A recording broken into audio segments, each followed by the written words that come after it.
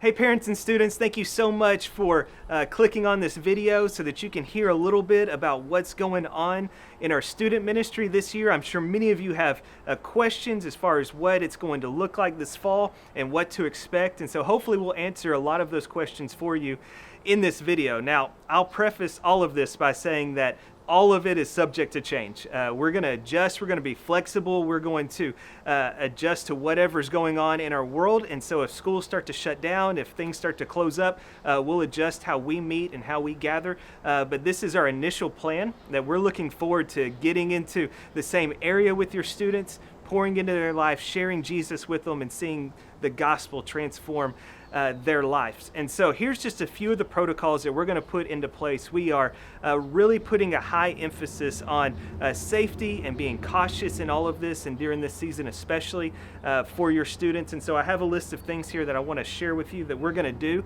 to make sure this is the safest environment that we can provide. So one, we will be meeting at Summit Little Rock outside for our worship gatherings and small groups. We feel like this is the safest environment for us to get in. So weather permitting, we will be outside for all of our gatherings. If it's going to rain, if we feel like bad weather is on the way, we are actually going to move into the worship center to provide plenty of space for us to still social distance as a part of this. We will also be requiring and enforcing proper face mask wearing. So that means you're going to wear a mask over your nose and your mouth, not just wear it over your mouth, not just wear it over your nose, not just wear it on your neck. You have to wear the mask appropriately to make sure that everyone is taken care of, and there's no exceptions to this. The only exceptions are if you're on the stage speaking or if you're on the stage singing, and only during those moments are you allowed to have the mask off.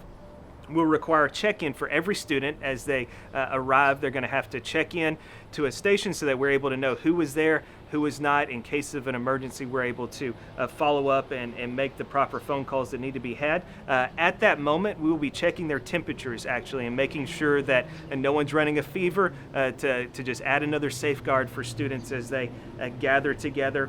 We will not be playing any games that involve any touching of the same objects. And finally, we'll be communicating not coming if you or someone you know have been in contact with someone who's sick or has tested positive for COVID. And so if you are in that environment, if you've been around someone who's sick or has tested positive, we're going to ask for you to stay home and join us online during all of this. And so that kind of brings us to the last point. We're going to provide multiple layers of access during this season. So we're going to have our large group gathering up here outside, social distancing with mask on, but some of you may still feel more comfortable worshiping from home. We're going to provide the messages for you every single week, and it'll run at the same time of our worship gatherings here on site, so that after the message you can then join a Zoom or a FaceTime with your small group and have small group communication in real time with each other and to discuss the messages.